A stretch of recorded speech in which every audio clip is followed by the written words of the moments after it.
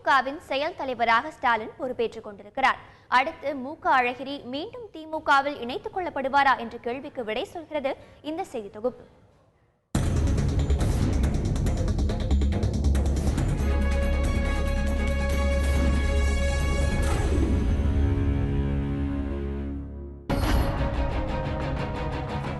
நாற்பத்தைந்து வருடங்களுக்கு முன்பு திமுகவின் கோபாலபுரம் வட்ட பிரதிநிதியாக அரசியலில் ஈடுபட துவங்கிய மு.க. ஸ்டாலினுக்கு இன்று அக்கட்சியின் செயல் தலைவர் பதவி கிடைத்துள்ளது.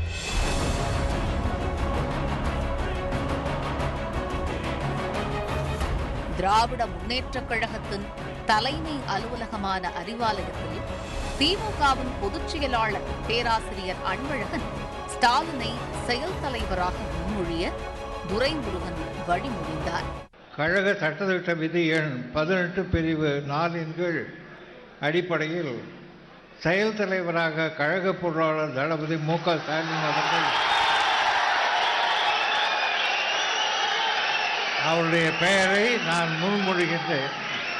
அவர் தற்போது வகித்த ஒரு பொருளாளர் பொறுப்புடன் செயல் தலைவர் பொறுப்பையும் கூடுதலாக மேற்கொள்வார் என்று நான் தெரிவித்துக் கொள்கிறேன்.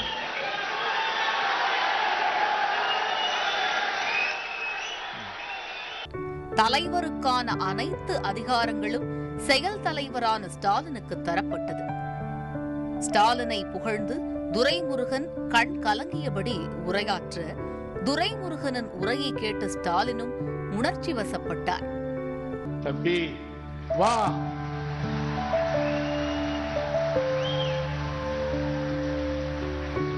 தம்பி வா, தலைமை தாங்க வா, உன் ஆணைக்கு நாங்கள் கட்டுப்பட்டு நிற்பகிறோம் அப்பா. இது சத்தியம், இது சத்தியம், இது சத்தியம்.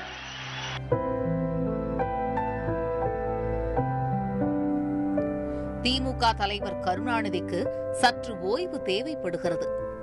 சூழல்தான் என்னை செயல் தலைவராக்கி உள்ளது என தன் உரையை துவக்கிய ஸ்டாலின், எல்லா பொறுப்புகளுக்கும் விதிப்படி தேர்ந்தெடுக்கப்பட்டேன், மகிழ்ச்சியோடு ஏற்றுக்கொண்டு சிறப்பாக செயல்பட்டேன். ஆனால் தலைவர் உடல்நலம் குன்றியிருக்கும் இப்போது இந்த பதவியை ஏற்றுக்கொள்வதில் எனக்கு வருத்தம்தான். ஆனாலும் எனக்கு வழங்கப்பட்டிருக்கும் இந்த பொறுப்பை ஏற்று சிறப்பாக செயல்படுவேன். பள்ளி பருவத்தில் இருந்தே திமுகவில் எனக்கு மிகுந்த ஈடுபாடு உண்டு. செயல் தலைவர் என்பதை பதவியாக கருதவில்லை, பொறுப்பாக கருதுகிறேன் என்று உணர்ச்சி வசப்பட்டார். இன்றைக்கு தலைவருடைய உடல்நலம் இருக்கக்கூடிய இந்த சூழ்நிலையில இந்த பொறுப்பு ஏற்கிற நேரத்தில்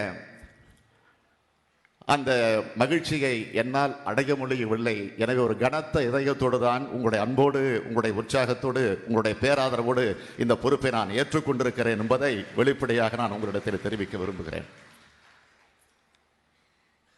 அதிகம் பேச முடியல, பேச விரும்பல. ஆனால் ஒன்றை நான் குறிப்பிட விரும்புவது, செயல் தலைவர் என்று சொன்னால் தலைவருக்கு துணை நிற்கக்கூடிய நிலையிலே தான் நிச்சயமாக என்னுடைய பணி அமையப் போகிறது. செயல் தலைவராக தேர்ந்தெடுக்கப்பட்ட ஸ்டாலின் அறிவாலயத்தில் இருந்து நேராக கோபாலபுரம் சென்று திமுக தலைவர் கருணாநிதியை சந்தித்தார். பிறகு தனது சித்தரஞ்சன் சாலை வீட்டில் தொண்டர்களை சந்தித்தார். ஸ்டாலின் ஏற்றுக்கொண்ட இந்த புதிய பொறுப்பு திமுகவை மீண்டும் அரியணை ஏற்றுமா?